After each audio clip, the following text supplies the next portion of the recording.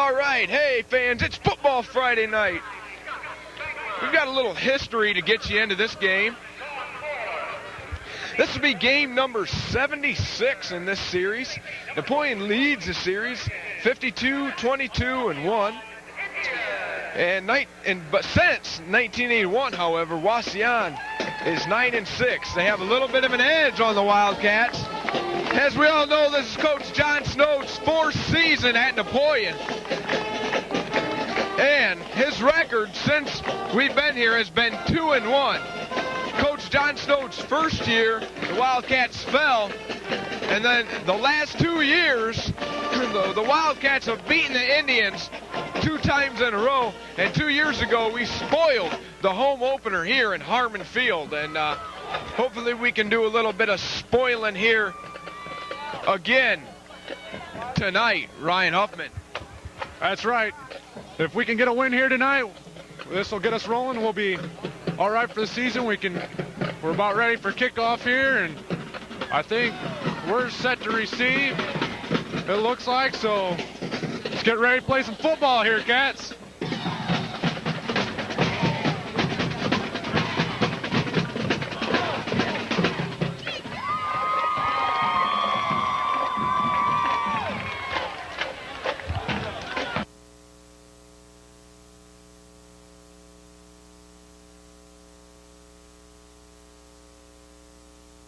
Receiving, I just guessed. Okay, Ryan.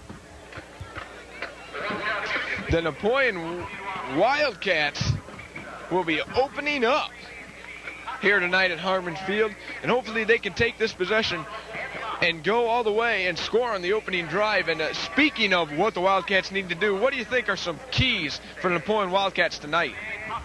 Like I said at the beginning, we got to block better for Scott Rex, give him plenty of time to throw the football, and open up some lanes for our fine running backs, Brooks Pedraza, Ryan Kramer, Cesar Rodriguez, and Ben Snyder. And on the defensive side of the ball, got one key there.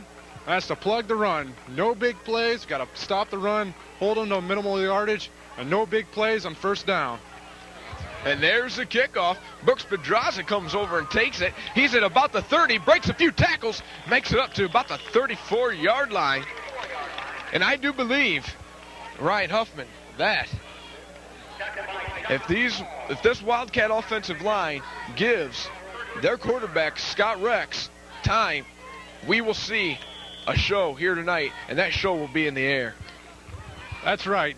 We got the big tight end, Ross Durham, once again. We got to look for him. He's a big target, and we can get him lots of yards. Just dumping it off to him and letting him rumble down the field.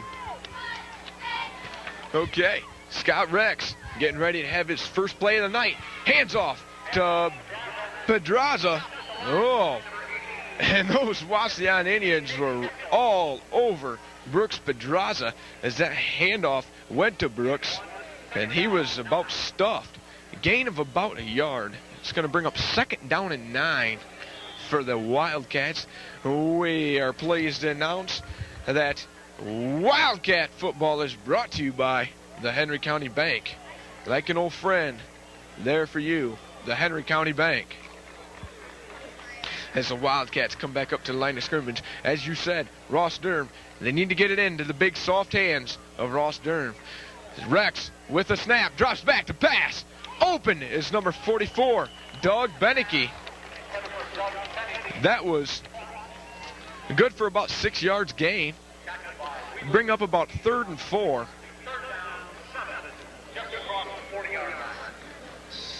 3rd down and 4 for the Wildcats.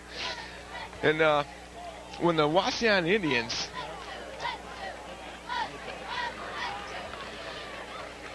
come on offense, we're going to talk a little bit about their offense a little bit. Here's Rex with a pitch. He pitches it to Ben Snyder. Ben Snyder on his feet. It's going to be about a gain of 1. As that was a pitch coming down to the near side of your screen. And that's going to bring up 4th and 2. And I got to believe these Wildcats will be punting. Yeah, it's early in the game. If it were later in the game, I think we would see him go for it here on 4th and 3. But in this situation, you don't want to give up a big play here. We're just going to punt it away to the Wauseon Indians as Snyder's back to punt here. And Snyder did a good job on last week at Defiance. Gets off another good punt. Tackle by number 74, Lee Zamaripa, as we had good coverage there. Something we did real well last week. And special teams were something I think Coach Snow was very impressed with last week.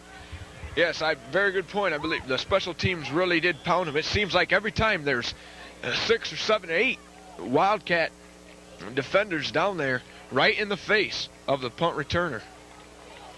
Here come the Wauseon Indians up to the line, quarterbacked by number 11, Sean Moore. The senior Sandball carried the ball as the Wildcats were all over that. Josh Fruth had the tackle on that one. We're going to be looking at about 2nd down and 8, Ryan, and let's talk about how these Wauseon Indians run their offense. They're quite an option team, like a lot of what we saw from Defiance. They like to give it to their quarterback, let him run with it. Give it to the Bryce Jernigan, number 40, their big fullback, for some dive plays up the middle, and those are what we're looking to stop. As we give it to Jernigan here, the breaks outside, and it's going to be about 3 to 4 yards short for 3rd and 4 probably. 3rd and 2 is what they're calling it. As he was stopped again by number 55, Josh Fruth. Well, as we just saw, Jernigan kind of ran over the Wildcat defensive there, found a nice big hole. As we saw that hole open up to ourselves over here, and it looked pretty good. As these Wildcats come back up to the line with 8:46 left in the first quarter. Moore with the handoff going up the middle to Jernigan, and the Wildcats were all over there. Fruth again on the tackle. Reckenberg, on the tackle. That was a very, very short gain as those Wildcats had their heads up there and got in there. As you can see, these Wildcats are swarming all over the ball. There, right there. Worked on blocking all week. Worked on hitting a little bit. As we're going to see a real balanced attack for both teams. These are two teams that are very well balanced, and I believe will balance each other out for the most of the game. There's a punt. Took a long time on that punt. That's Snyder with the punt. He comes down near side, finds a few holes, still on his feet at the 40. Makes it to about the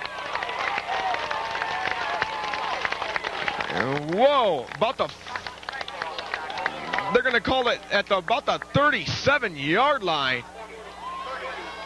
38. Wow, as Ben Snyder was tackled 2 or 3 times, but he made those extra grit effort, those extra head nods to get ahead, right? Yeah, he was able to cut back against some guys, and they weren't ready for it, and he was able to slip through their arm tackles, which was a good play by Ben Snyder.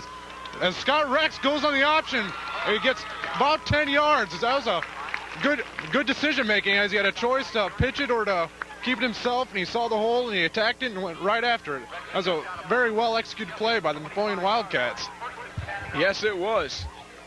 Faked the handoff and took it like a rocket.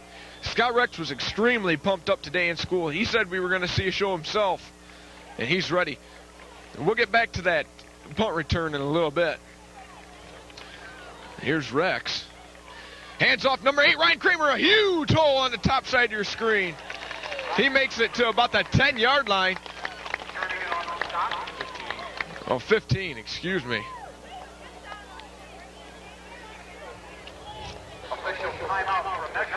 They're going to measure. Hopefully that's good for another first down for the Wildcats. About the punt return, Ben Snyder is a kid who's got a lot of momentum up in his head. He's a real strong-minded kid. He remembers what that felt like last week, and he wants to be able to spark his team in any way he can, and I think we'll see him run one all the way tonight. Ben Snyder's a kid that I think Coach Snow just wants to get the ball in his hands any way he can, punt returns, kick returns, and on the offensive side of the ball, and I don't think we're going to see him get him many more times on the kick returns, but hopefully he can get on the punt returns. Hopefully. As it's going to be 2nd and 1 for the Wildcats as we're seeing an offensive attack right here. And there, they said, let the clock roll. Scott barks out a few signals. Takes the QB keeper. Hey, that's going to be good for first down, but it looks scary at first. Brooks Pedraza had to come and give him a nice push on the back to get him across the line. Good enough for 1st and 10. Ball on the Wauseon Indians 13-yard line. 7:03 left in the first quarter. These Wildcats are running a very impressive drive, sparked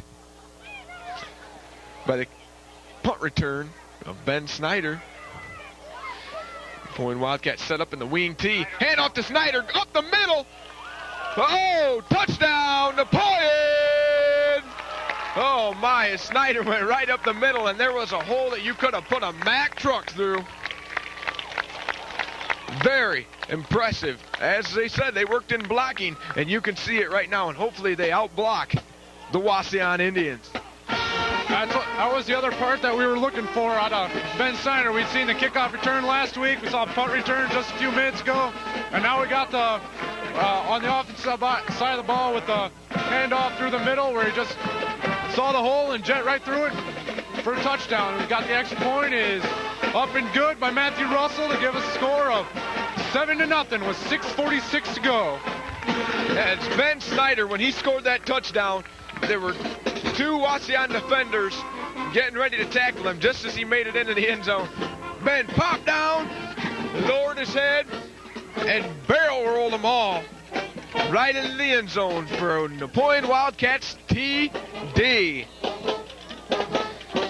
Coach Millius huddles up his special teams group. He's saying, get down there and take off a Wauseon Indians head. And out they go, the Napoleon Wildcats. Very impressive opening drive. This is what I prepared myself all week for, Ryan, is to see the Wildcats come out and do this tonight.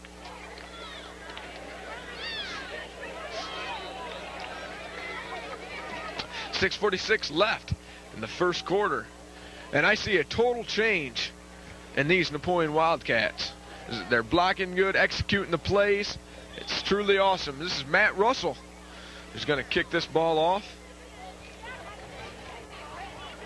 And these Wildcats are hungry. They do not want to join the 0-2 club heading into the third week. Nice kickoff by the Wildcats. There's a wall of Wildcats. And they set him back. As the coaches are all smiles on the Napoleon sideline. Wow. Hey, Indians will start their drive on the 26-yard line. Sean Moore calls his play. Sends his team to the line.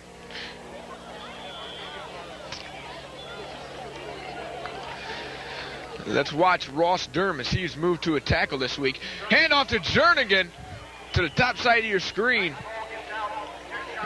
Move the ball up to about the 34-yard line, tackled by Brad Cordes and Ryan Kramer. That was another hole, but except on the other side of the ball, the Wauseon Indians. He could have drove a Peterbilt through that one.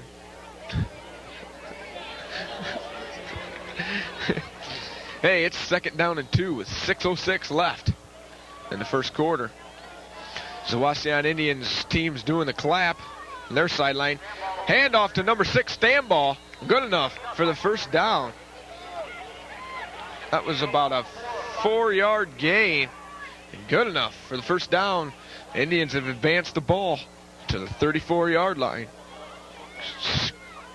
Excuse me. About a 38. This is something we're going to see a lot of tonight, I think, is a lot of running. Both teams are going to try and grind it out and sustain a long drive here as the Wauseon Indians go with the 2 tight end attack. Very rarely will you see a wide receiver out of them, and they're just looking to shove it down your throat. As they once again give it to Stambaugh, and not as much luck that time as they only get about a yard on that play. That was a good push by the defensive side of the ball, and everybody was able to get in on the tackle right there. Yes, indeed, Ryan Kramer. As 32, Brooks Pedraza checks in for John Black. Junior Josh Fruth calls his defensive play. And gets his guys ready. Fake. Puts it up in the air to wide open number 9. He's at the 40. The 35 finally stopped by Ben Snyder. That was Scott Spangler, and he was wide open. That was a 25-yard gain. Moves it up to the Napoleon 36-yard line with 4:52 left in the first quarter. It was a good play by Sean Moore there as he brought in the Wildcat defense, as we were all expecting to run there, as actually we had seen before, and then he just dropped it over him as Scott Spangler was able to break into the open for a nice play. As we got Moore, hands off to Jernigan over the right side as he gets about 5 yards there as he sliced through the defense there and made a pretty good run. Kenny Peach on the tackle. John Black checks back into the game. Brooks Pedraza comes out. So you're looking at a 2nd and 4 for the Wauseon Indians. The ball is on the 30 of the Napoleon Wildcats. And now we're seeing right what we were talking about in the opening, Ryan, is the two balanced teams are taking it head-to-head here tonight, and it will definitely be a war of the trenches. Moore, handoff, Jernigan coming to the other side. Good enough for the first down. He had the first down by about 2 yards. They're in at about the 24-yard line, tackle by Lee Zamaripo. Ryan.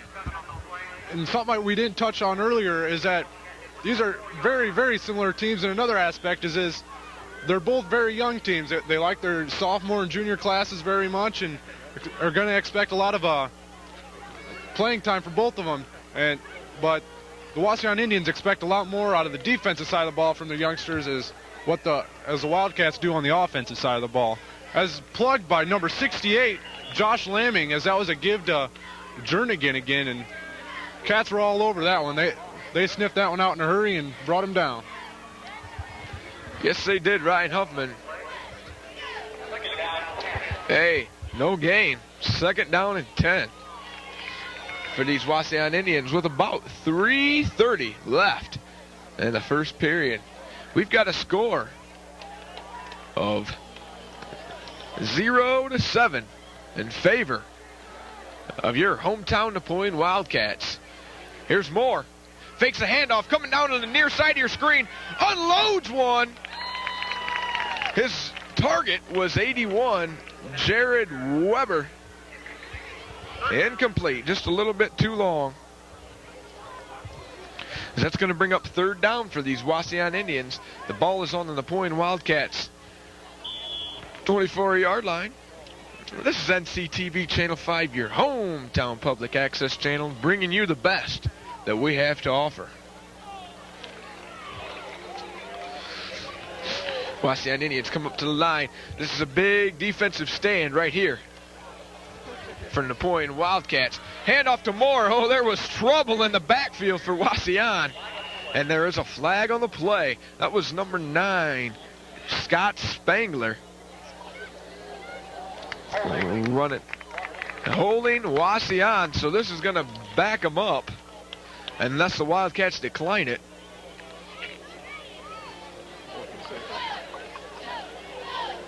They're talking to Captain Ben Snyder.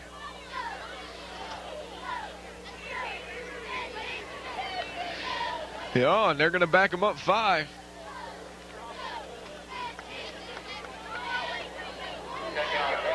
Excuse me, that was a 10-yard penalty. So the Wauseon Indians are looking at 3rd down and 20. And here's the option play that we could see, Ryan. Option, flea flicker. What do you call? I think they'll stick with the option, give their senior quarterback Sean Moore the option of what he wants to do. That's why they call it the option. And he's going to make a play. He's going to try and make a play. As he rolls out, he throws it back to Jernigan, and it ends up in the hands of some guy on the bench. I don't know. All right. The Wildcats are happy about that. 4th down and 20 for the Wauseon Indians. And that is a bad place to be in.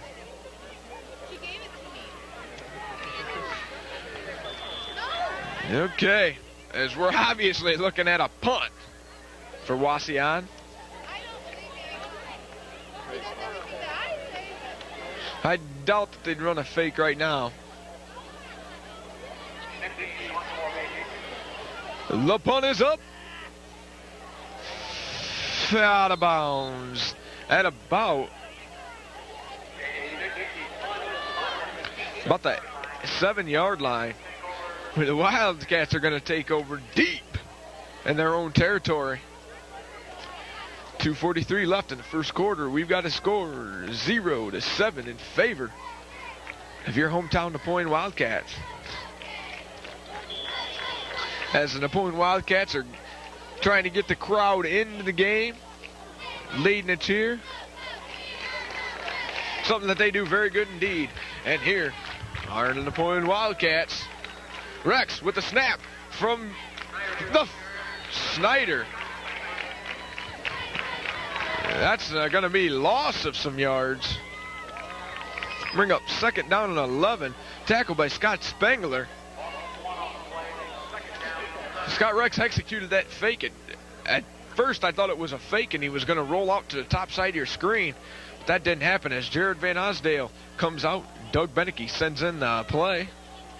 Doug Beneke's caught a pass tonight.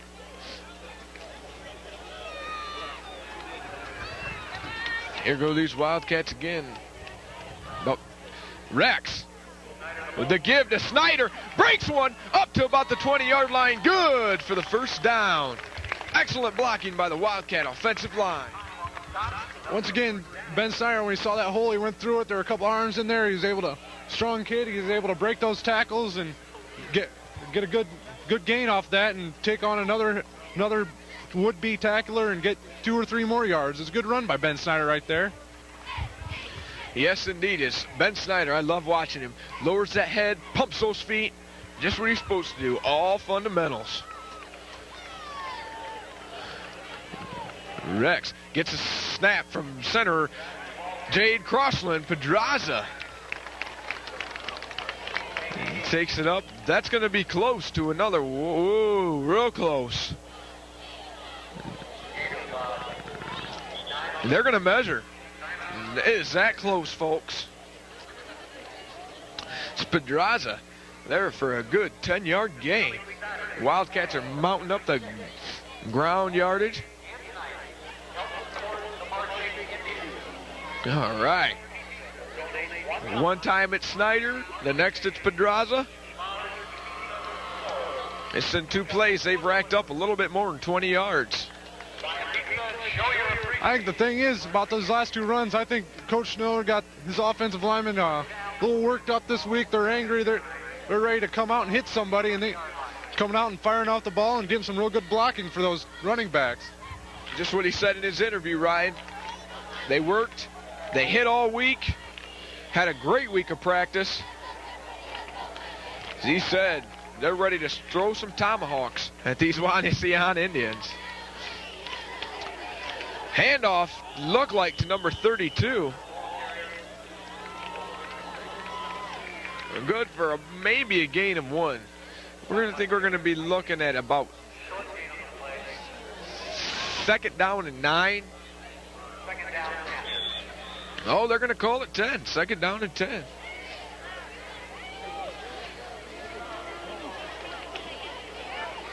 And time is slowly ticking away in the first quarter. 43 seconds left in the first quarter.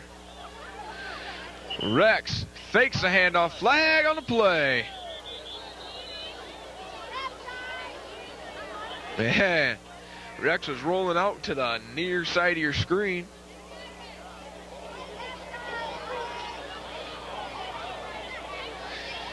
And illegal procedure. Wildcats.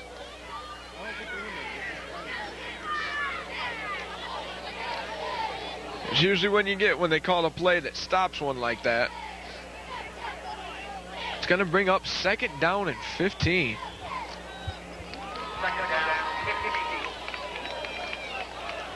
So that moves the ball back to the Napoleon Wildcat 25-yard line.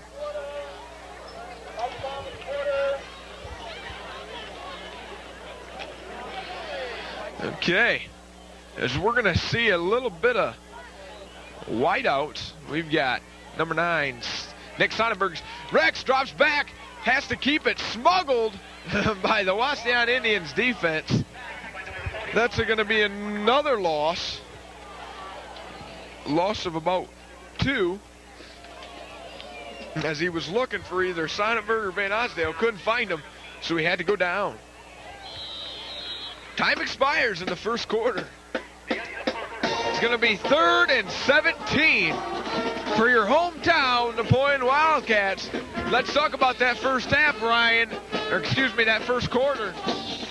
As we've got a score 0-7 in favor of the Napoleon Wildcats. You know, the Wildcats came out, they're blocking. We can't say enough about that. They're hitting, playing awesome defense, awesome offense. Offensive line's doing some great blocking. Defense is really stopping the Wauseon Indians. And Sean Moore and Bryce Jernigan, they really have kept the taps on them and kept their bullseyes right in the center on Jernigan and Moore. Your thoughts, Ryan? I think the Wildcat defense has done a great job as occasionally, but you got to hold them, not let them get their first downs, let them get them racked up. As they did a good job is when they stifled the drive down here, their second drive down here, and it's been a good job by the defense.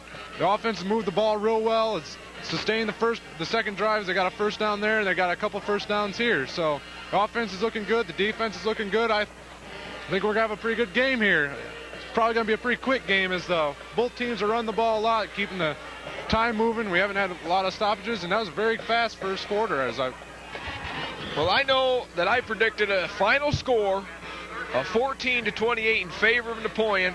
I believe these teams will stick together in the first half and through the third quarter, but in the fourth quarter, the Wildcats will turn it up and score 2 touchdowns. What do you say, Ryan? I think the Wildcats won't let them get that close for 3 quarters, as I think they're just going to put it to them here in the second quarter and look for the killer as Scott Rex just threw a perfect pass there, and it looked like a great pass, but it's just a little long for Tyson Bolton there, as it went just off his fingertips. Looked like a good play, but just wasn't able to hold on, and looks like we're ready to punt here again with Ben Snyder. Yes, he was there, but he couldn't hold on to it. Tough break for the Wildcats. The high snap, Snyder brings it down, sends one. A nice punt, sends them back. That punt ended up at about the 35-yard line. And the ball carrier, Sean Moore, gained about 12 yards. They're going to start at about the 46. It'll be 1st and 10 for the Wauseon Indians. A nice, beautiful punt by Ben Snyder, as he's got a knack for that. Sean Moore, the pitch to number 6, Stambaugh. He gains about 3. Tackle by Fruth.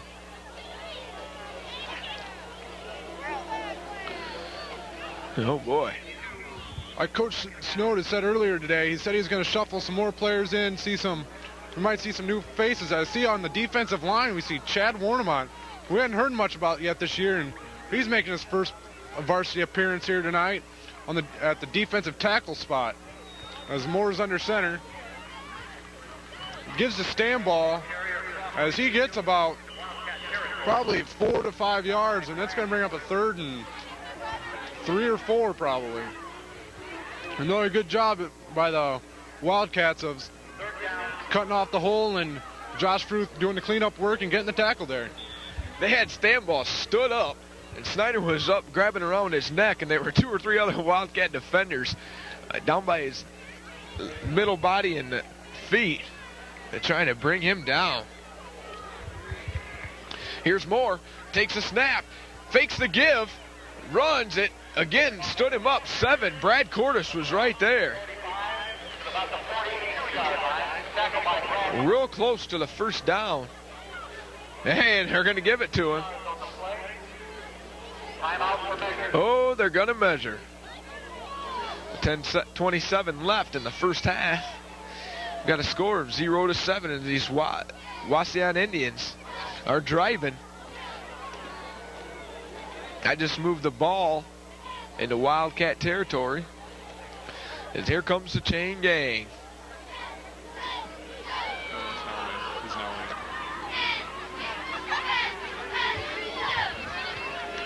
winning. Nick Gillen came in for Everson. So Nick Gillen is now in for the Wildcats. He's a sophomore.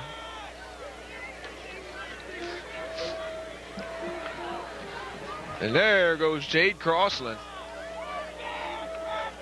Out comes Jason Rickenberg as these Wauseon Indians came running up to the line of scrimmage.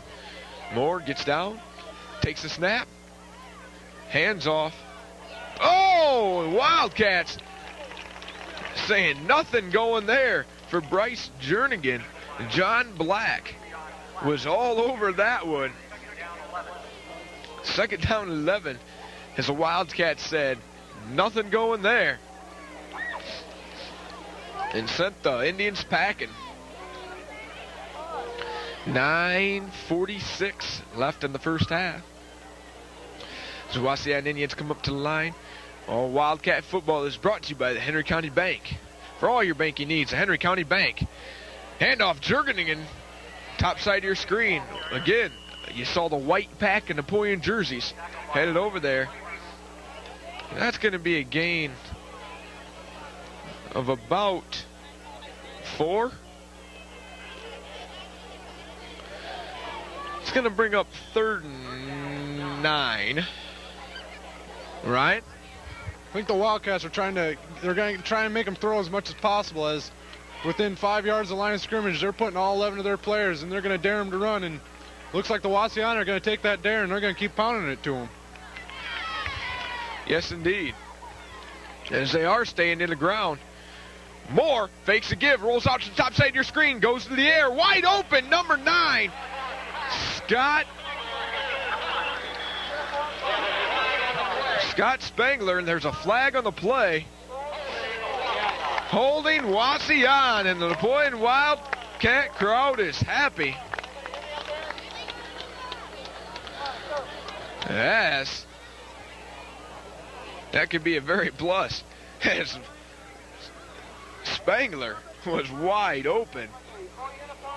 Again, second time he's been open. Oh boy, and they're going to bring it back. 10-yard penalty. Brings up another 3rd down and 20 for these Wauseon Indians with about 8:40 left in the second half. First half, excuse me.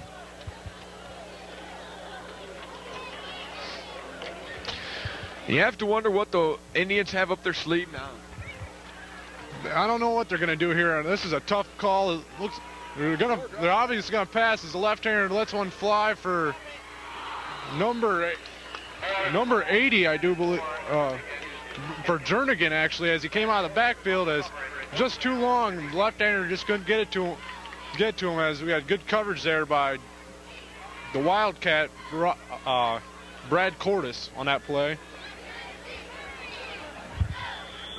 You definitely saw more white jerseys back there than red. I think the Indians were outnumbered by about 3-2. Okay, here we go. We're going to see a punt right here. Snap was low for punter 44. Oh, Snyder bobbles it, has to jump down on it for fear of the Indians recovering it. That's J.D. Schnittke with the punt. As that was scary right there for the Wildcats. It hit his pads and bounced off about 2 or 3 yards. He had to think quick as Snyder and Kramer pounced on the ball. Here comes Scott Rex. Hoping the Wildcats can have a nice drawn-out run here. Run some time off the clock and go into halftime, hopefully, with a nice lead. Handoff, 32, Pedraza. And there was somebody in there, J.D. Schnittke for the Wauseon Indians. real quick. Swiped Brooks Pedraza right up. 7:56 left in the first half.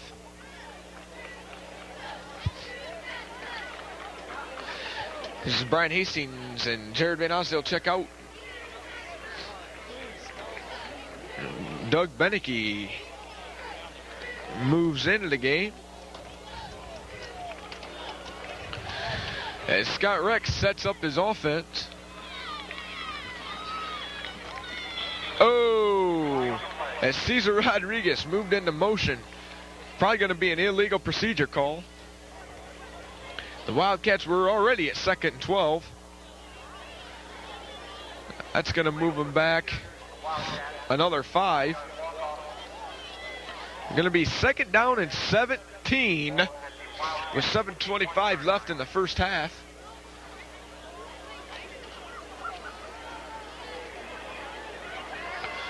Clock is running as Jared Van Osdale checks in for Doug Beneke. Clock is rolling.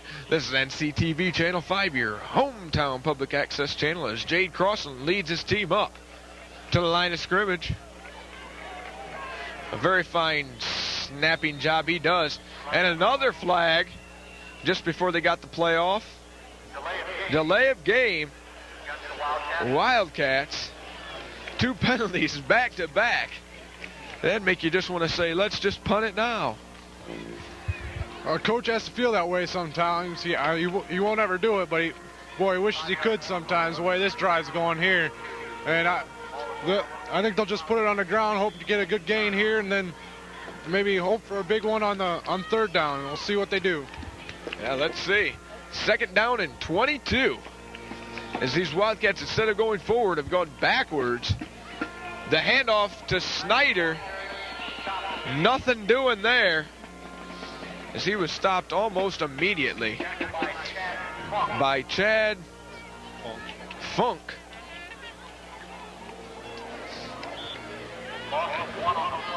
Well, it's 3rd down and 22. You have nothing else but to put it in the air and see what you can get, Ryan Huffman. That's right. That's about all they can hope for here on 3rd and 23. Scott Rex will hopefully have enough time to toss it up there, and maybe we can get a good play. We'll see what happens here. As we got another flag here. All right, hope this ain't on the Wildcats. We're looking at a real tough play. As we got encroachment on the neutral zone on the Wildcats, and I don't know what that is. Somebody was lined up in the wrong spot or something, but I didn't see it. Yes, it's something they call the neutral zone. We've got almost 3rd and 30. The Wildcats need to stretch this one out right here. Rex drops back to pass. Sends it in the air to Ben Snyder, and he falls on it. He got it back up to just about the original line of scrimmage. So we're going to be looking at a punt right here with 5:50 left in the first half.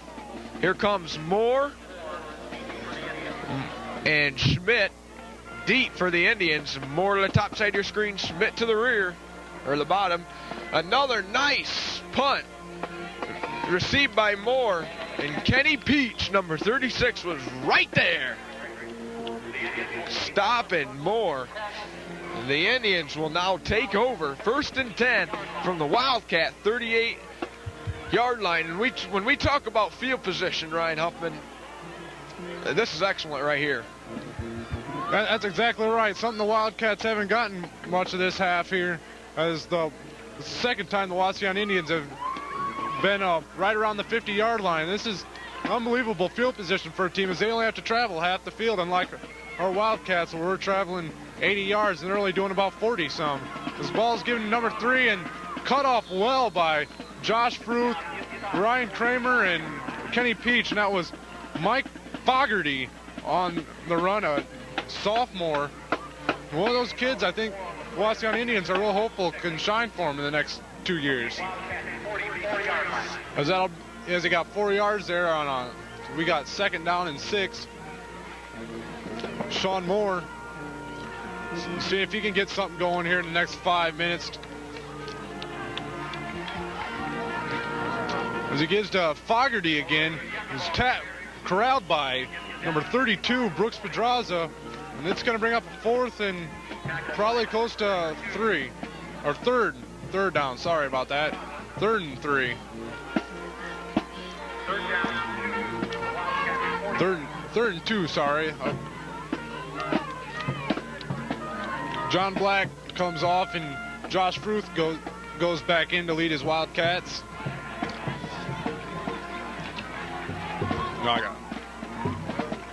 He's given to number 6, Stamball, who gets tripped up by Brad Cordes. I think that's going to be good enough for the first down. They might have to measure here, but the refs are talking it over here to see what they're going to do. And they are going to measure again. Got a bunch of close measurements here as they're going to bring out the chain gang.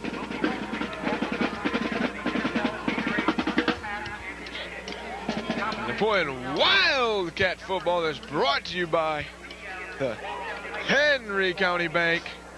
Like an old friend, there for you, the Henry County Bank.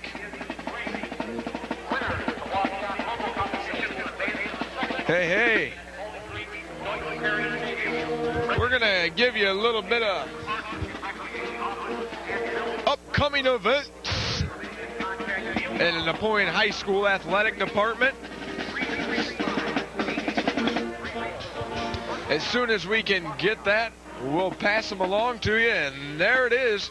But we're going to run this play first. Moore hands off to Fogarty. Not much doing there. Almost trips on his own player. Oh, and the ball came loose. I just saw that at the tail end of the play there. They're going to get everybody up and sort this out. Still Wauseon ball. Second down. As that got a little crazy there for the Wauseon Indians. Okay, we're going to talk to you a little bit about some upcoming events. September 8th, girls soccer is home versus Perrysburg. Moore fakes the give, pitches it out to 40 Jernigan.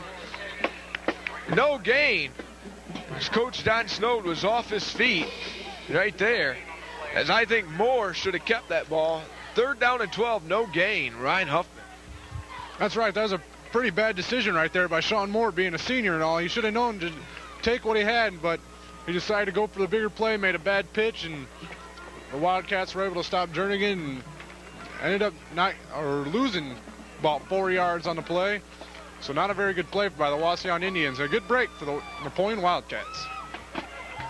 Yes, indeed. Ryan Huffman is 3rd and 12 with 2:41 left in the first half. Fakes the give to 6. Intercepted by Sonnenberg. Oh, my. Flag down on a play, though, as it looks like Moore could be in some pain as he was hit hard by a Wildcat defender. Didn't get the number. And he manages to get up, and let's see what the call is.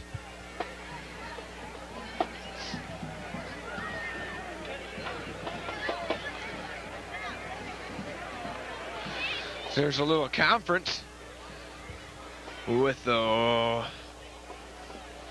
guys in the white. Oh, a clipping call against Napoleon on the run back. And when you've intercepted the ball, you can't have a negative like that.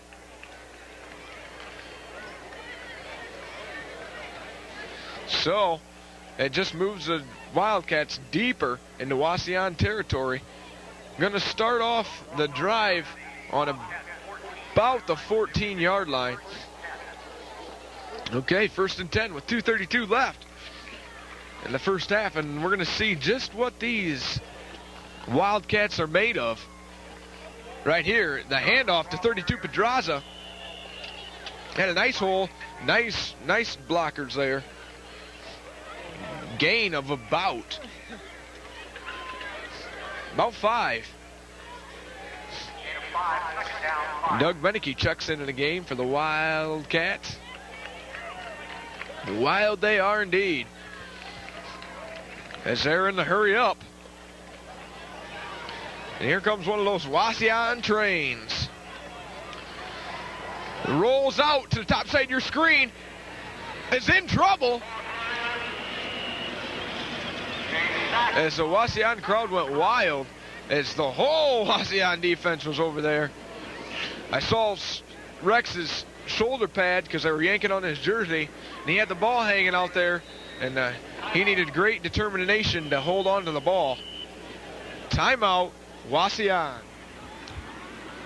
That was more of a coverage sack than a sack by the defensive lineman there, as the two wide receivers Scott Rex was looking for were just tightly covered by the Wauseon defensive backs, and Scott Rex did all he could to just keep that as close to a positive play as he could, as he scampered for close to the line of scrimmage to leave him at a 3rd and 7, as we can hopefully keep this drive going with 1:37 left and take a good lead into halftime. Hopefully, Ryan, with 1:37 left in the first half. The refs are doing a little talking out there. This is NCTV5, your hometown public access channel. Yes, indeed. We try to bring you the best that we have to offer. The cheerleaders are doing a little cheering, as the coaches are summoned off the field. We've got a score. Wauseon 0, Napoleon 7. Oh, the timeout was charged to the Wildcats, but referee gave the signal. Rex drops back, lets one rip over to the Wauseon sideline, as it looked like Ryan Kramer was having trouble getting away from the Wauseon defense. So I checked the defensive pass interference. 4th down 7. These Wildcats will most likely be punting right here with about 1:33 left in the first half.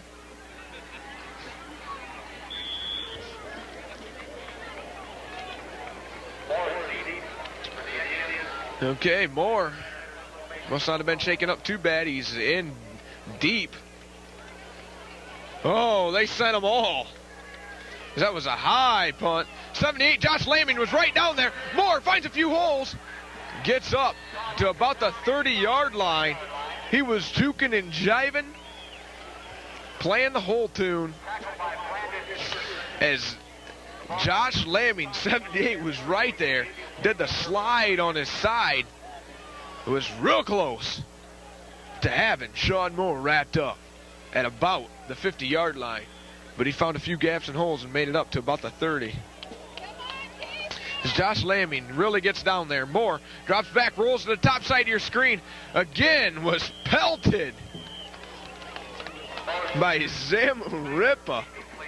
And Moore laid down there on the field for a couple seconds collecting his thoughts before he got back up. Yes. I don't know if the Wauseon Indians will try that again. 1:18 left in the first half. Jernigan and Spangler in the background. Handoff, Jernigan coming to the near side of your screen. Nice gain. Gain of about 7. Timeout, Wauseon with 1:09 left in the first half. Coming up at halftime, you will see the Napoleon Wildcat marching pride. And then after that, we'll have a statistical analysis by Joe Badenhop. That'll be during the 3-minute warm-up period.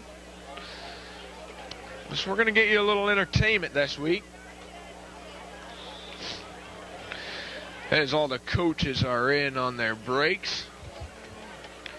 Got a 3rd and 4 for the Wauseon Indians on the Napoleon Wildcat 24-yard line. Now we'll take some time to give you a little bit of what's happening this week for girls volleyball. September 8th, home against Delta. And September 9th, home against Elida. September 11th, which is Thursday, away at Liberty Center. September 13th, a Saturday, is away with a tri-match that involves Archibald and Fairview. As the Wauseon Indians, we'll get you some more events coming up in just before the end of this game. 3rd down and 4 more, rolls out to the top side of your screen, chased by 55. Josh Fruth, and Brandon Everson throws it away. Threw it way down to the end zone. As he not only heard, but saw Fruth and Everson running at him like rockets. The coaches are pleading desperately for a intentional grounding call, as there was nobody inside as he threw it over there about the pylon over there on the goal line, and there wasn't anybody past the 10-yard line for the Wauseon Indians. He just flung it out there, and I don't know if the refs just missed it or we're just ignorant there. Yeah, Everson and Fruth were ready to take off a Wauseon head right there. More, 4th and 4, they're going to go for it. Hands off to 9, fumbled his own ball. The Wildcats will take over with just 2 seconds under a minute left in the first half. A good stop here by the Napoleon defense is once they got down to about the 25-yard line, they really tightened the chin straps and were able to stop them and not let them get any farther, and went for it on 4th down, weren't able to get it, and we got the ball with a minute left. I'm expecting they're only going to down in here, run out the clock, and take this 7-0 lead into halftime, but I've been wrong before, as here comes Scott Rex. He's got 2 wideouts out here. He's got number 10, Cesar Rodriguez, and 15, Jared Van Osdale. As he drops back, he gets it to Ross Durham, number 88, the big man that we haven't seen very much. Is Coach Snow's yelling at him to get up to the line to get another playoff. We're going to try and get some yards here. And we got a timeout here to move the chains. That's what it was for. Here is Wildcats get a break there to recover here. That was a gain of about 14 yards. We got the clock rolling again. We got 45 seconds to go. Rex rolls out again, and it's complete to Cesar Rodriguez is for another close to the 1st down. Got 8 yards there. So we're hurrying up to get some more, get closer to field goal position for Matthew Russell. Scott Rex rolls to the near side. He's got to run it. We get a 1st down to stop the clock. We got 20 seconds.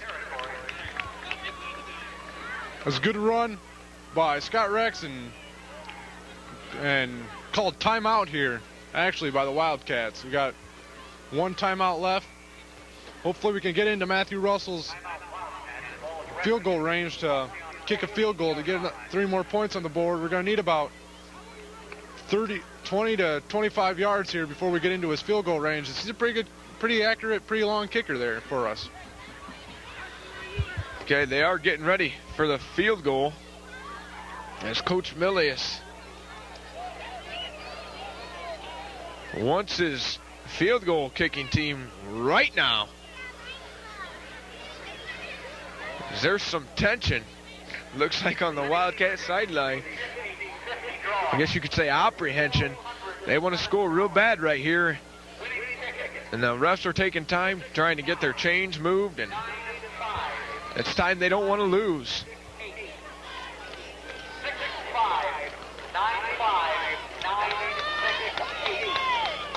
As Coach John Snow gets over to his sideline.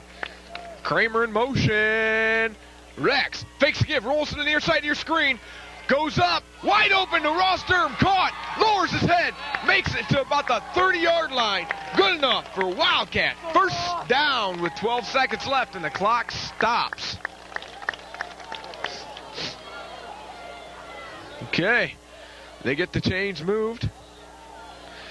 Scott Rex has a little tattered and torn jersey there.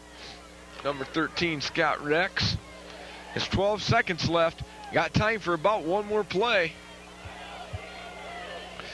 Rex fakes a give, Goes up, drops the ball, fumble on the field.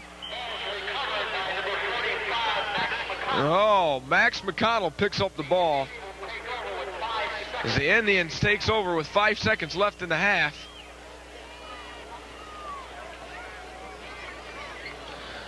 As the ball was dropped by Scott Rex.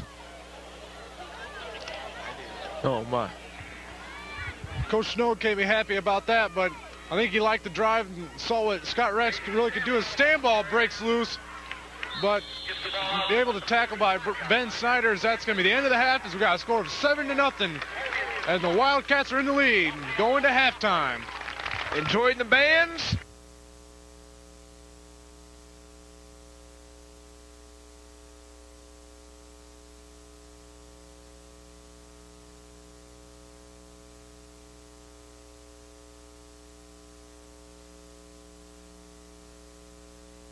Badenhop, he's going to have our statistical analysis.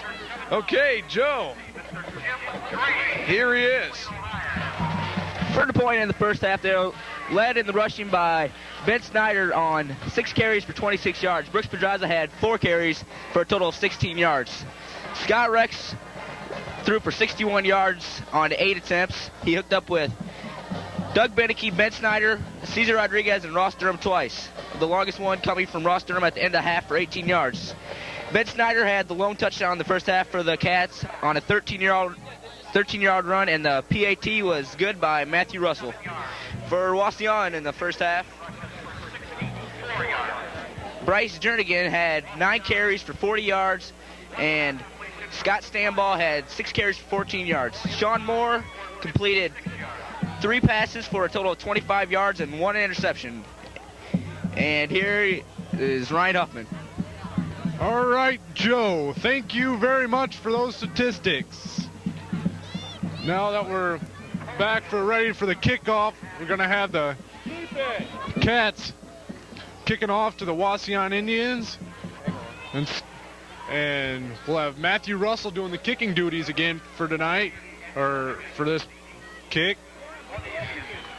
What's that? Here in the second half, the Wildcats are going to need a lot more, exactly what they had in the first half. Good defense, good solid running game, and Scott Rex throwing the ball real well. It was a very well played half by the Napoleon Wildcats. What do you think, Scott? Oh boy, Ryan. I'm thinking that the Wildcats need to sock it to the Wauseon Indians right now. The Wildcats come out, play a tough defense right here, get the ball back, and score lots, run the timeout in the clock. Has number 3, Fargady, had the ball. He took it up to just about the 38-yard line.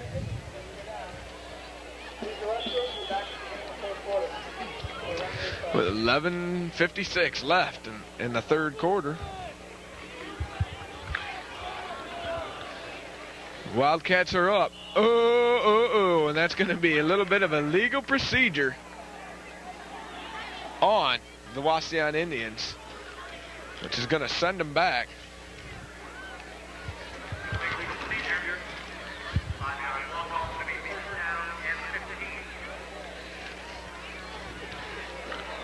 Okay. So hopefully we'll get some of those upcoming events circled that go through the next part of this week. I believe this week's dates are the 8th, 9th, 10th, 11th, 12th, and 13th. All right. Okay. Moore gets it back close to about the original line of scrimmage.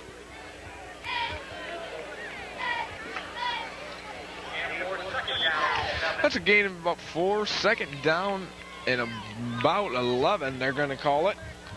Now I'm going to hand it over to Ryan Huffman. Thank you, Scott. As we got 2nd and 11 for the Wauseon Indians here with about 11:30 to go, and the half is given to Spangler, who's leveled by number 2, Ben Snyder. What a hit by Ben Snyder. Wow, he had some power behind that tackle as he met him about the 43-yard line. As we're going to have 3rd and 5 for the Wauseon Indians, and that was quite a hit. I can't. Wow, and Scott Spengler runs off the field. I'm surprised he's still moving after that one, Scott. Yeah, he's going to take a little bit of time to do what we call collecting his thoughts.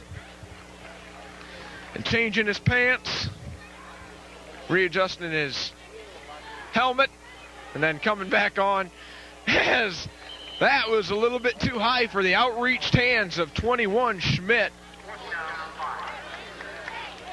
Going to bring up 4th down and 5, and these Wauseon Indians are going to punt. Hey, we called the first part right, Huffman, saying that the Wildcats needed to have a strong defense and stop these Indians. They gained minimal yardage. In fact, never got a 1st down, and hopefully they can turn up the offense right here. That's right. A good score here would really put them out to a good lead with just probably with only about a quarter left, and as we almost get the block punt by Kenny Peach, and Sonnenberg fumbles the kick, but is able to fall on it as he made the right play there by just falling on it and not trying to pick it up. And we got the ball about the 30-yard line with 10:30 to go in the quarter, thereabout. Okay, here comes the Napoleon Wildcat offense.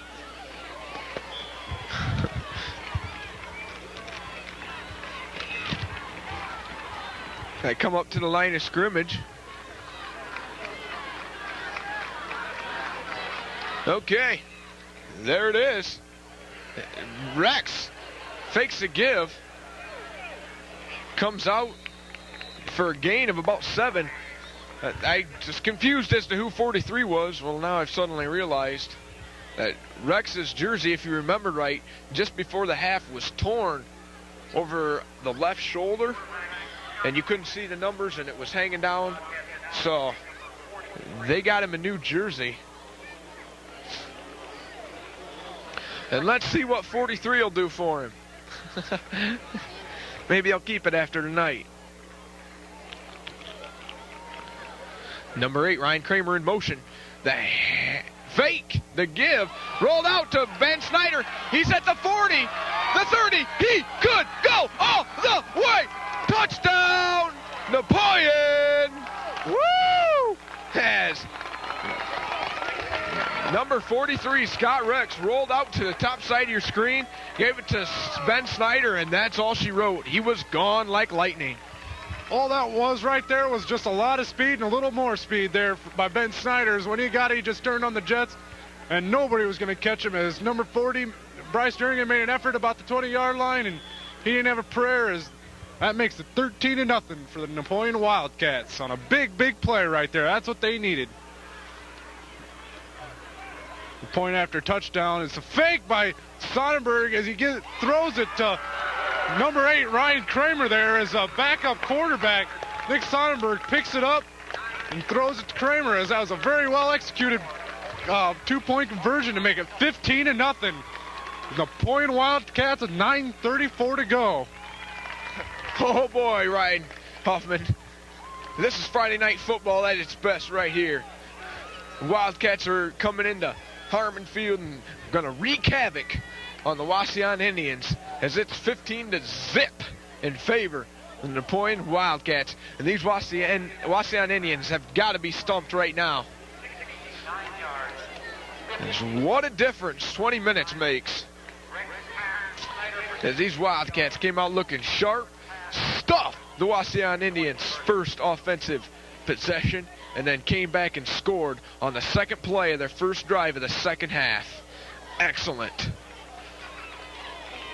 As these Wildcats are getting in kickoff position, Russell will have the kick. Hopefully he can put some leg into this one and put one deep. Bam! That's a high, nice-looking punt. Fielded by Jernigan. He's going up the field, makes it to just about the 33-yard line. And boy, oh boy. Tackled by Cordes. he tried to get 4 or 5 guys rounded up and then take off. But that really didn't work for him, as the Wildcats had some defensive confusion. Maybe not enough men, but I guess they had them. Handoff, Jernigan. Oh, tries to turn it up, and he was stopped by Zamaripa. Zamaripa's a hog in there. That's what you call a defensive hog. And, man, he was in there. He's getting down and dirty tonight. Lee Zamaripa's made a lot of great plays tonight as he's hit Sean Moore a couple times earlier tonight and comes up with a big stick right there. Lee Zamaripa's really stepped it up tonight at that tackle spot. He's a kid that's got a lot of heart. He's got a lot of grit, determination, hard-nosed kid. Played with him back in St. Augie days. He could play about anything, and he'd give it 110 all the way. Hey, number 6, Stambaugh had the ball there. Made it through the defensive line. Made it into the secondary. Hey, that's going to be a first down. Advanced the ball to about the 44.5-yard line. Hey, as these Lady Cat cheerleaders are getting the crowd fired up. 8:42 left in the third period. 15-0 in favor of Napoleon Wildcats. Moore takes a snap, fakes a give, pitches out to 6. Stambaugh stopped by 32 Brooks Pedraza. Not much going there. The Wildcats played that real well as Kenny Peach went right down the line and stuck Sean Moore with a good hit just after he pitched it, and then Brooks Pedraza finished things off by getting Stambaugh the ball carrier to hold him to 2nd and 5. Okay, 2nd and 5, ball on the 49-yard line of Wauseon. 11 more, hands off to Jernigan. Jernigan finds a hole up the middle, advances for real close to the 1st-yard line. Hey, needed 5, gained 7. Had the first down there.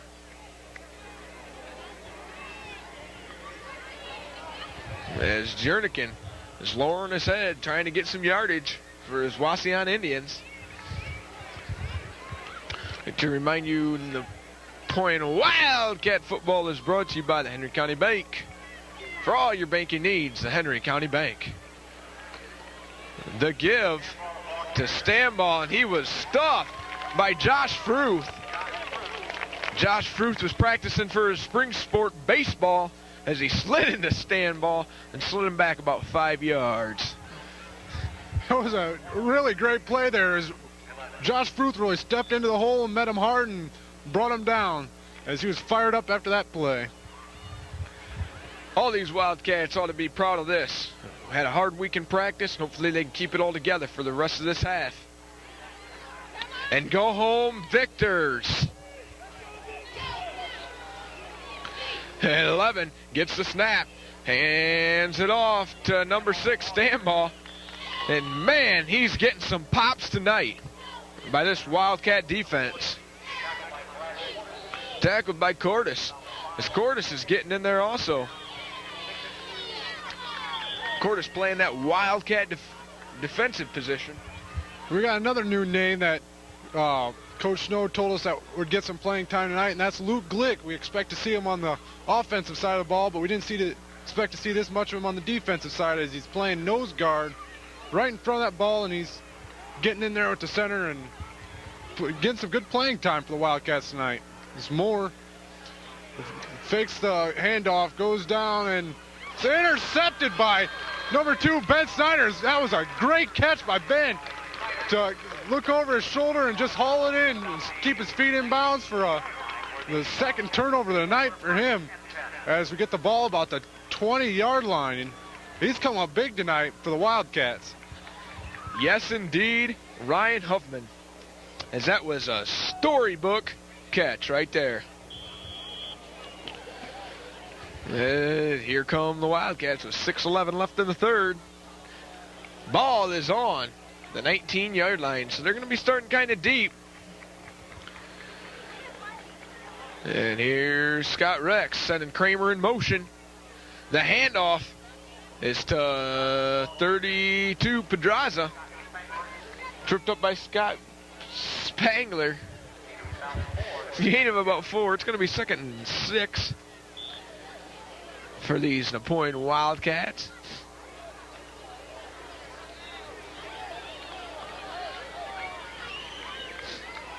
As they break their huddle. Sending Doug Beneke out wide. Kramer again in motion. The handoff is again to Pedraza. He gets forward for about 2 yards maybe. Okay, this is going to bring up 3rd and 5. Gain of about 1, I'm sorry. Gain of about 1. Wildcats desperately need this touchdown right here. Or excuse me, this first down. We need a first down before we can start talking about touchdowns.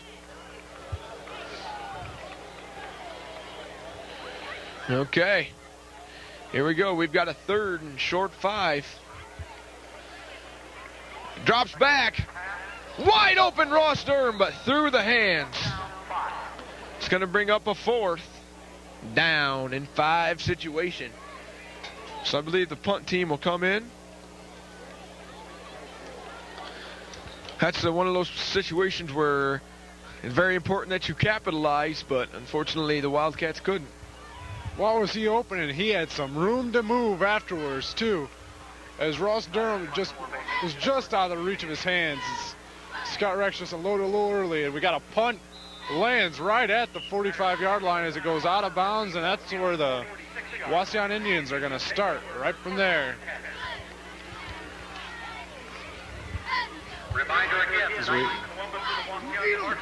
The defense looking to load it up again with 4:51 remaining. You're going to hope to shut down this offense like they've done most of the night with good defensive line play, getting a good push, and the defensive backs, which are close to line of scrimmage, and linebackers finishing up on the tackles. And that's what's done it for him here tonight. We've got Sean Moore trying to get something going for the Indians. He's dropped back, his unloads, and just good coverage by 7, Brad Cordes, the Wildcat, as they call him on this defense, on Bryce Jernigan to not let him get to that football.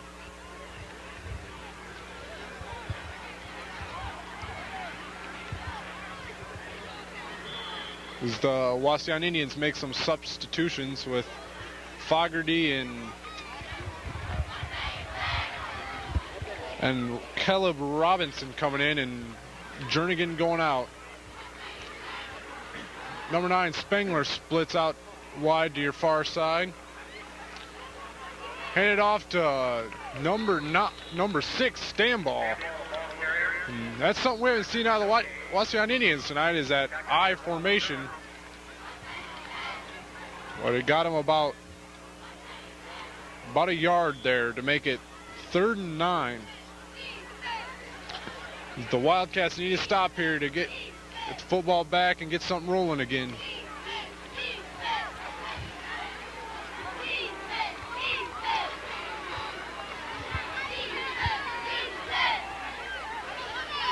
Moore rolls out to your far side, hit by number 74, Zamrupa, getting in there again.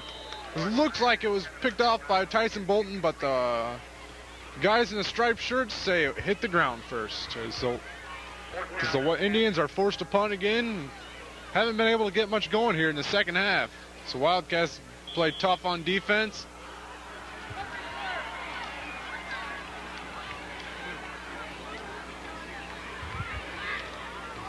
As Snyder and Kramer are looking to receive the punt, as I thought I saw Nick Sonnenberg limp off, and he is trying to walk off an ankle injury, it looks like, as Kramer's going to take his spot on the punt team. As it's punted back to Snyder. A big hit by Fruth. Another big hit by Zamaripa. Got some great blocking there.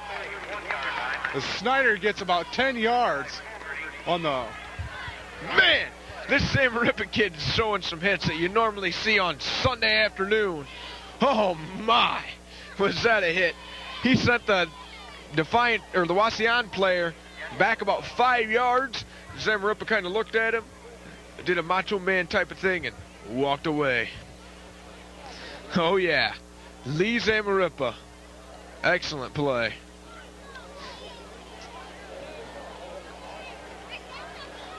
Okay. And here come the Wildcats.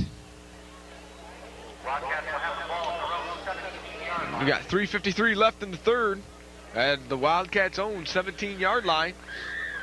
1st and 10 with a score 15-0 in favor of your hometown Wildcats. Rex hands off to Snyder.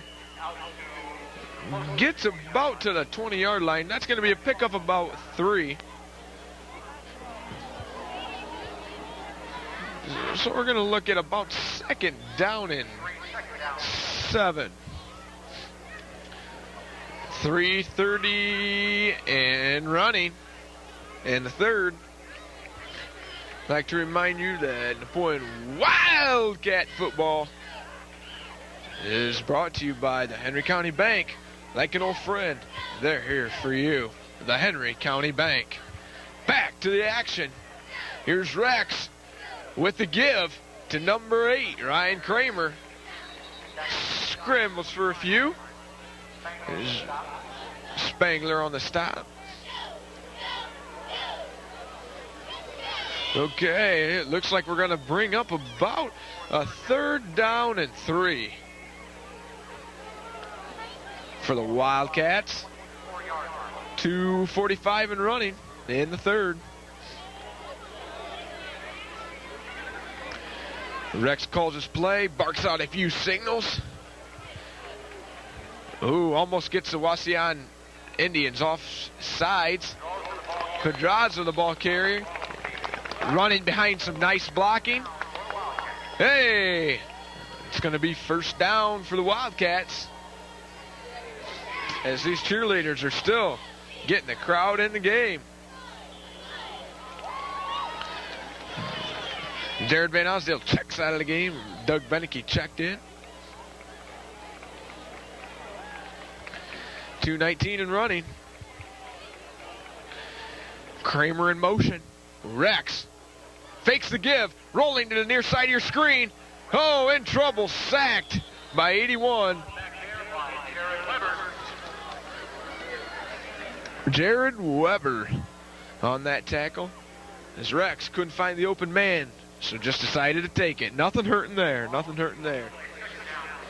But he lost 12, so it's going to bring up 2nd down and 12. We got 1:44 and running.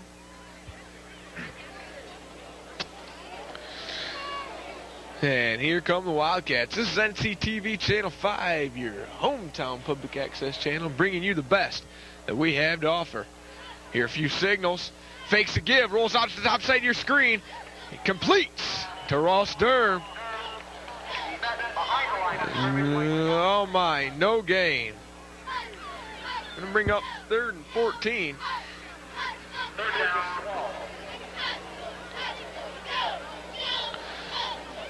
We're approaching less than a minute left in the third. The clocks are running. Bolton checks out. Van Osdale checks in. That's just what we've got. 55 and ticking. Changing it around in the Wauseon defensive secondary. Rex drops back. Handoff to number 8, Ryan Kramer. Little or no yardage. It's going to be 4th and 10, and I believe the Wildcats will punt this one away with 24 seconds and ticking left on the clock.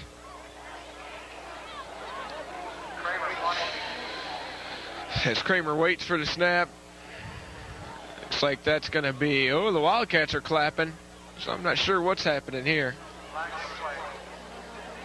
Now they're clapping a little more.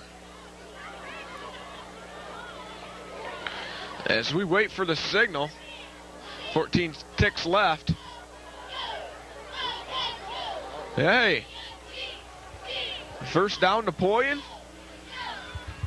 That's the way the Wildcats seem to be indicating it. As the punt team's running off and the first team running on. I don't know. They're calling it unsportsmanlike conduct on the Wauseon Indians. I don't know what was happening there, but big break for the Wildcats as they're going to keep the ball going into the second half here since we only got 14 seconds here left on the clock. And that's going to be a pretty big play for the Wildcats as the Indians were looking to get the ball back, but the Wildcats are going to keep it because they might just let it run out here as it's down to 5 seconds. I don't think they'll even run a play. Oh, as they do, they give it to Snyder, and he gets about 5 yards to make it 2nd and 5 as we're entering the fourth quarter with the score 15-0 for the Napoleon Wildcats. It's a very well played quarter by the Napoleon Wildcats. It's about, as Sky just tells me, as the Wildcats have the 4 fingers up. That means it's fourth quarter and we've got 12 minutes to play. Like I was saying, with the exception of the big run by Snyder, which is the only points put up in that quarter, it's been a pretty much of a, I don't know, not a dogfight out there, as not much has been happening for either team, with the exception of that long run by Ben Snyder. You're right, Ryan. As the Wildcat offense comes onto the field, I really like to see the Wildcats are playing at a nice tempo right now. They've got some confidence back, and hopefully this will carry over into the Bowling Green game. But hey, we got 12 more minutes to play, so let's get to the action.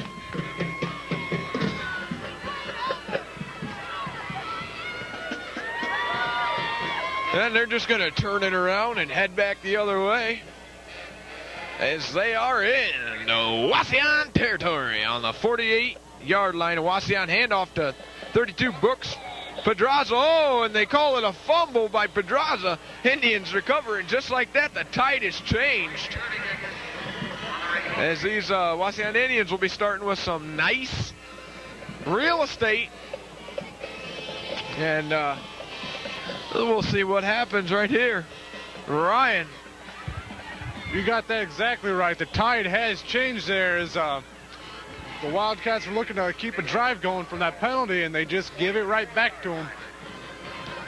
As now we're going to see what the defense can do here.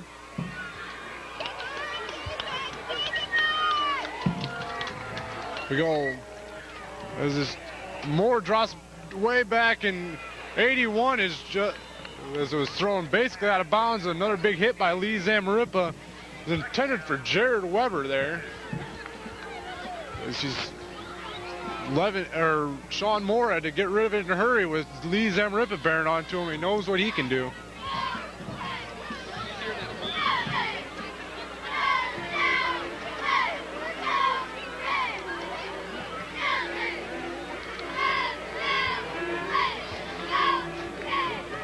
Here we go again.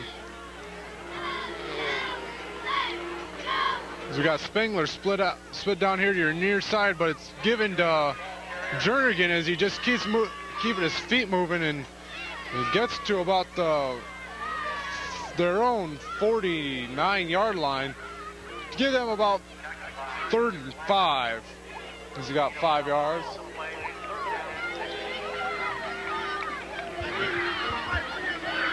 They're calling it 3rd and 6 actually for the Wauseon Indians, and see if the Wildcats can get the ball back again. As Moore directs traffic in the backfield, he rolls to your near side. Was out. Oh, but nobody there as Ryan Kramer dives in front looking for the interception, but it goes as it's just too far out in front for him to handle, and that'll bring on the punting team. As Moore there had really nobody to throw to, and he's just hoping somebody could get to it there.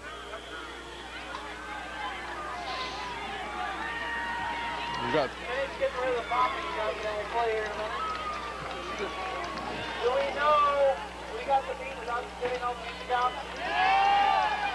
So we got. Oh, thanks. Jernigan with the punt. Oh, and off the side of his foot.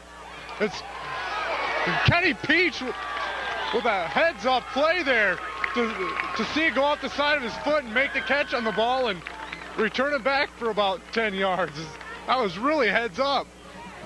Hey, and we get to say for the first time in the early part of this football season, that was a blotched play for the Wauseon Indians.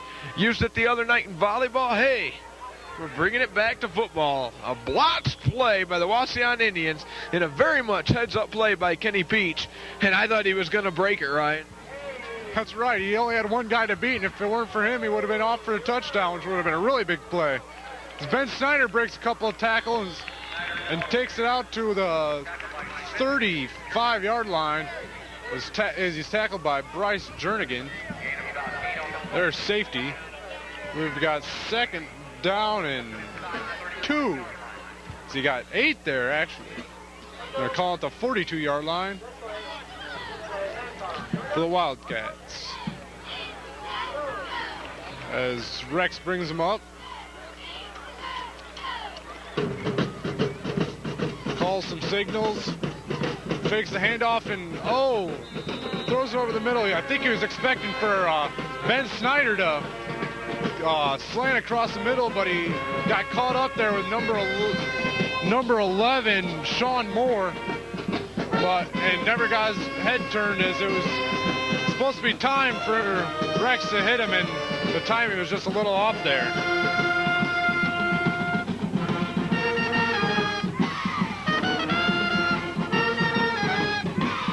We got third down and 3 at the 35-yard line. The gives to Snyder, who gets the first down on about probably 7 to 8 yards to move them chains.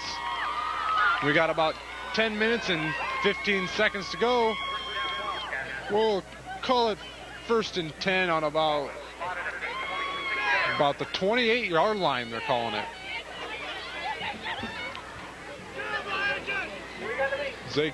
As the Wildcats keep shuffling players in and out as Josh Ruth comes in and Luke Glick comes off for a breather.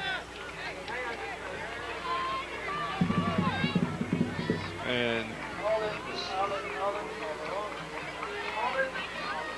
gives to Kramer this time. It goes across the right side in the lower portion of your screen for probably 3 to 4 yards as the Wildcats just keep grinding it out and get 4, 5, 6, 7 yards on a carry here to make it. And we got 4 that time for a second down and 6 on about the 22-yard line. With 9:35 to go, we got 15 to nothing. Napoleon Wildcats pitching a shutout here.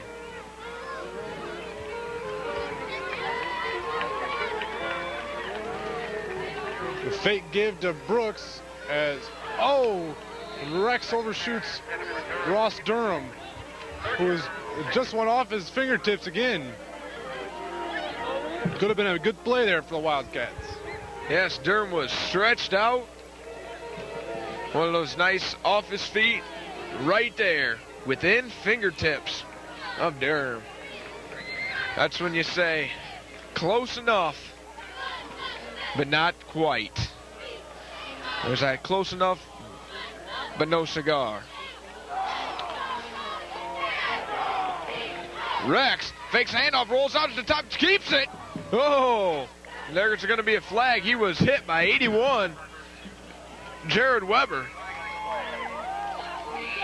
As Rex decided to tuck it up and try to run it, but a positive, there also comes a negative holding against Napoleon.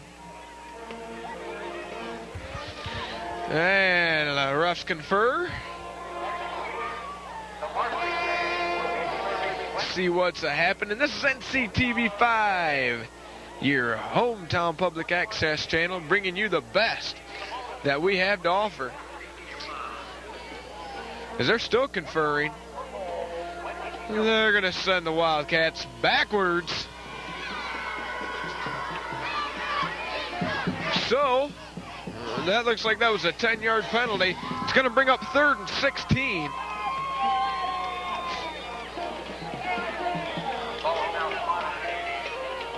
That's 10 yards from the spot.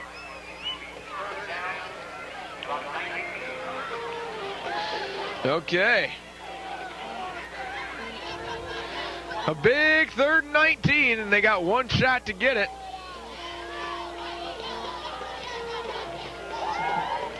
As Kramer is in motion. Rex fakes the handoff, rolls, finds Ross Durham. Good enough for a first down. Down to the 10-yard line. Hey, they had one shot and they did it. Well executed play. Found Ross Durham, finally got him right in the numbers, right where it's got to be, and he picked up the first down. He did a nice job of tight roping that sideline there to get just past that side marker there to get the first down, and as he goes down about the 12-yard line for 1st and 10, is they could get a first down just inside the 2-yard line. As they're going to run it with Pedraza up the middle for probably, I'm going to call it 4. See what the scoreboard says. Second down, and they're going to call it 3 actually for the move it down to the 9-yard line with 7:57 to go. Score once again 15-0 for the Napoleon Wildcats. It's out under the power tee. We give to Snyder through the middle for not much there. He might have gotten 1, maybe 2, as they're still pushing around underneath there. So they have to have the guys in the striped shirts get in there and break things up.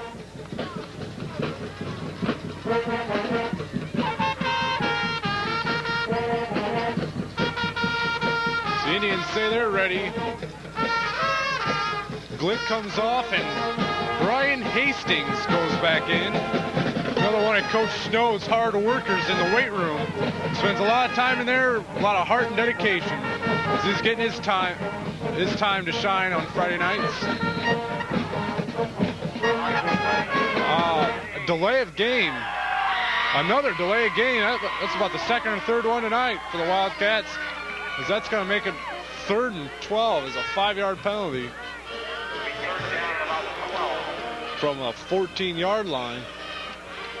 So we've got 7 minutes to go exactly. It's 15-0. Wauseon Indians were victorious over the Napoleon Wildcats 20-0. Jared Van Alsdale comes off, and Doug Beneke goes back onto the field. Brings in the play.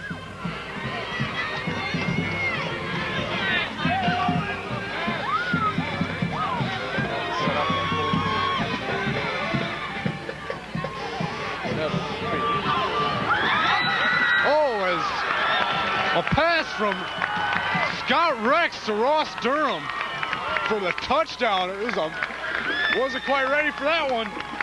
Scott Rex put flat on his back, but still able to get the ball off to Ross Durham for the touchdown as he just ran over a Wauseon player at the goal line to take it in from 14 yards out to make the score 21-0 with 6:53 to go. Got Matthew Russell on to do the kicking duties. Falls down. Up, and it's good for a 22-0 score. Napoleon Wildcats, 6:53 to go. Scott. Hey. Impressive it did as the big horse took one into the end zone. Good friend of mine, Ross Durham. And it pleased me tremendously to see him get in the end zone. Yes, indeed. I'm shaking right now because I'm so happy. And he made it into the end zone. Excellent job.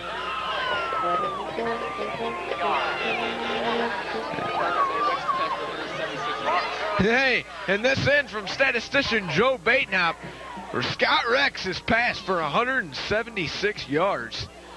Let's see. He needs what? About 24 to make 200? So, let's see if he can make 200 yards or not. That'd be quite an improvement from last Friday night. Yes, indeed it would be. As Russell gets set for his kickoff, and they send Cesar Rodriguez out. All right. And the Wildcats are going to set up.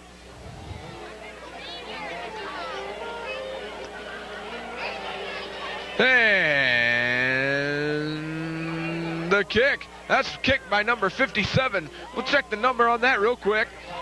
As Napoleon Wildcats got right down there. Oh, and a flag comes flying in on two wings.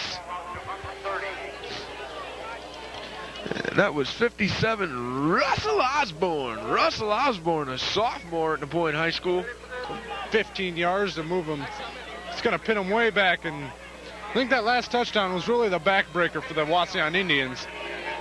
With only 6:45 to go, and they haven't been able to get much going since the second drive of the game against this Napoleon defense anyway. So if they don't get anything here, I think they can stick a fork in them because they're done.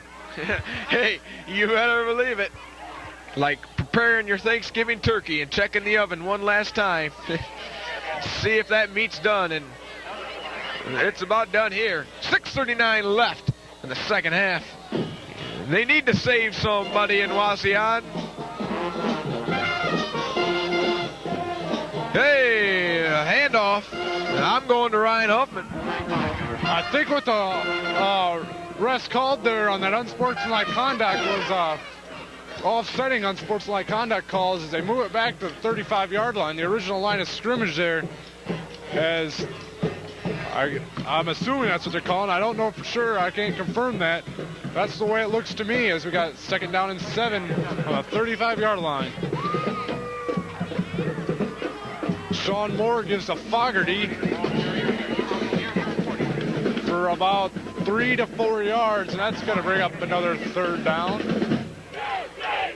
A third and 5, I'm going to call it.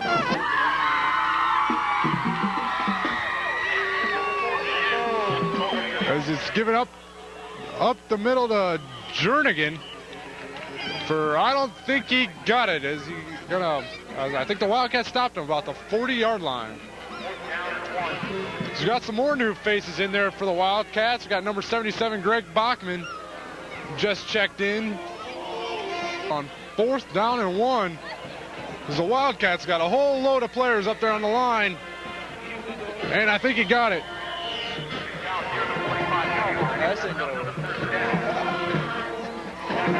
First down for the Napoleon Wildcats.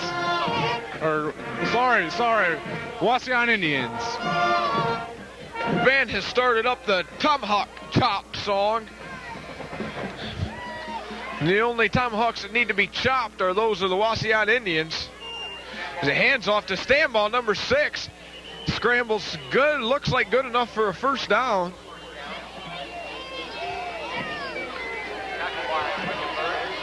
As they're gonna measure. They're getting down.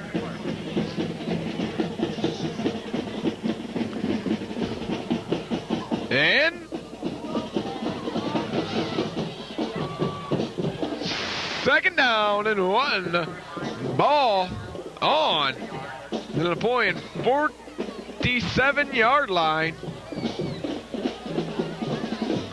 With 4:12 left in the second half.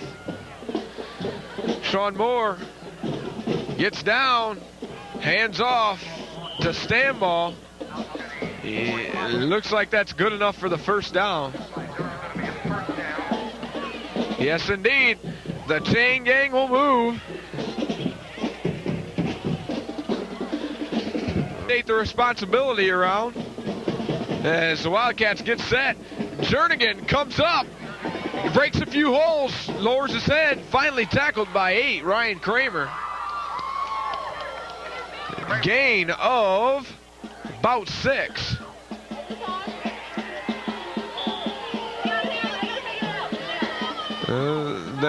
They're looking at about 2nd down and 3. Okay.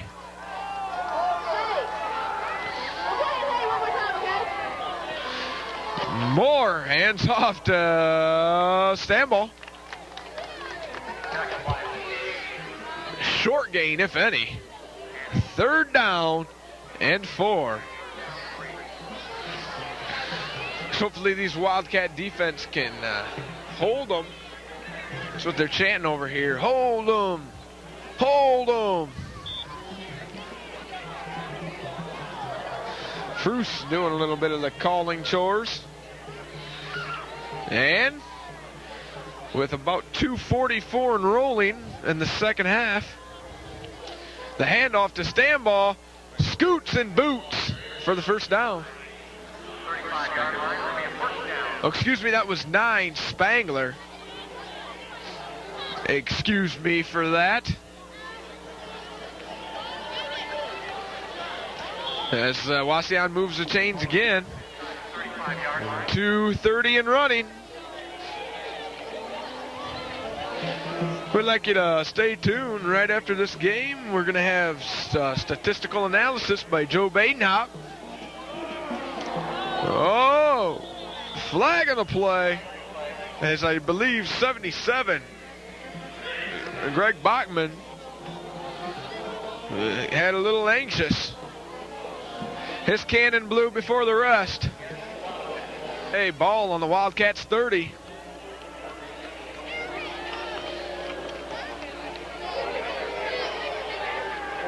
As the Wauseon Indians come up to the line. Pitch to Jernigan. Moves up. Gain of about 2 or 3. Indeed it was 3 as he makes it up to about the 27-yard line. The clock is running at 1:40 left in the second half as the clock just keeps ticking. Ross Durham calls his defensive play. Moore gets set. Hands off to number 6, Stanball. Looks like that's going to be good enough for a 1st down. New ball on the field. 1st and 10 with 1:26 left in the first half. Excuse me, the second half. Moore rolls out to the near side of your screen. Oh, had 82 open, went up through his fingers and nearly intercepted by Napoleon's own 17, Tyson Bolton. The intended receiver was Joe Allen, 82. It's going to bring up 2nd down and 10 for the Wauseon Indians. Okay.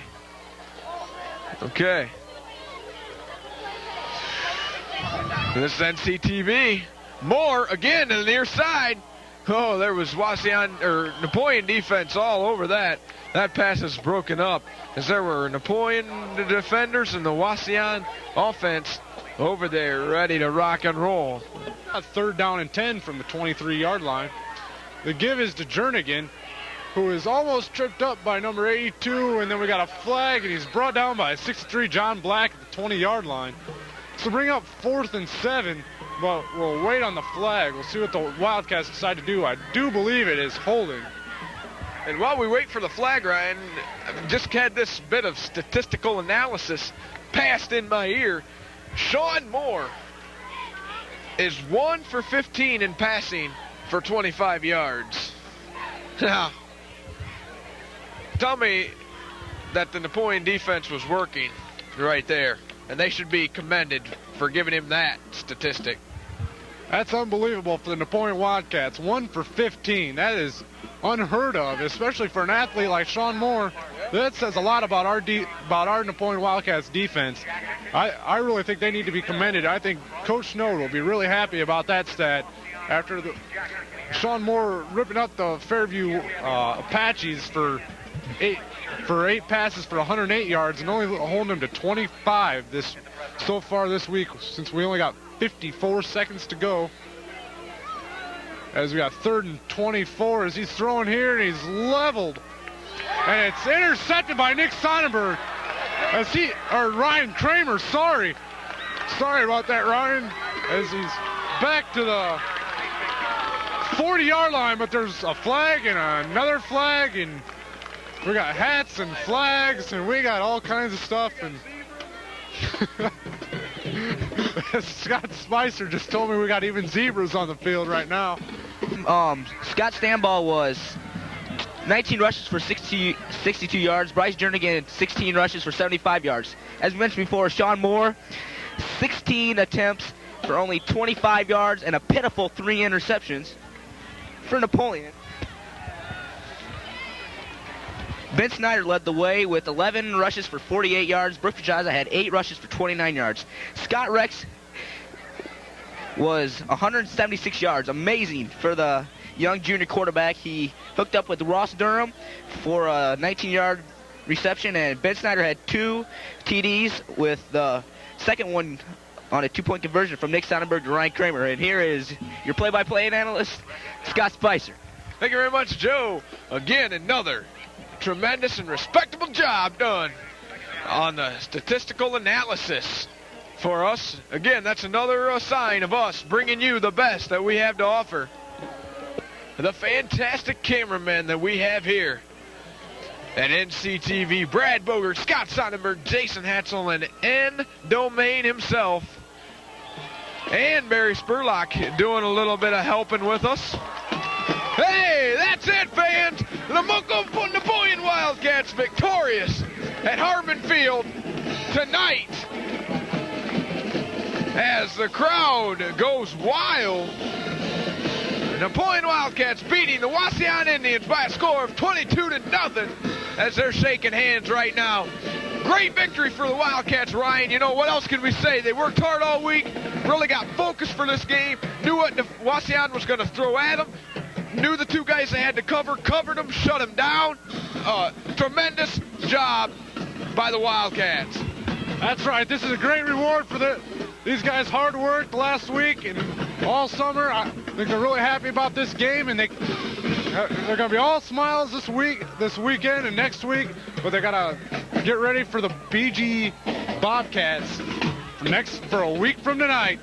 As we'll be back then. For me, I'm Ryan Huffman, Scotty Spicer. We'll see ya. With a few of the victorious Wildcat seniors. To my right, we've got Ross Durham, Scott Sonnenberg, Ben Snyder, and Jason Rickenberg. Hey, great job tonight. First, we're going to go to Ben. Ben, you had 2 touchdowns and interception. What do you feel about this victory? I think we were ready. We practiced real hard all week. Came out here, gave a real good game. We ended up winning. That's about it. And what do you guys need to do to beat the Bowling Green Bobcats next weekend at Luce Field? Well, Bowling Green's got a high-powered offense. They like to run and shoot, so DBs are going to have to be ready. We'll be ready. Okay, and Ross Durham, the touchdown tonight. How did that feel, buddy? All right.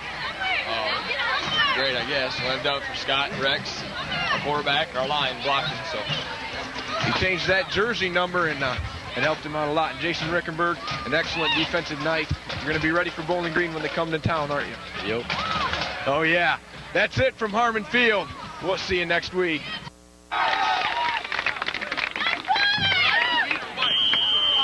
Reader White. How do you feel? Great job. Great effort. And we out here? Great job. I'm proud of every one of you. Coach did a heck of a job. Way to go, guys. Enjoy the victory. Enjoy that number 1. It's number 1 of many. You understand that? Tell you what. Yo, BG. Let's go.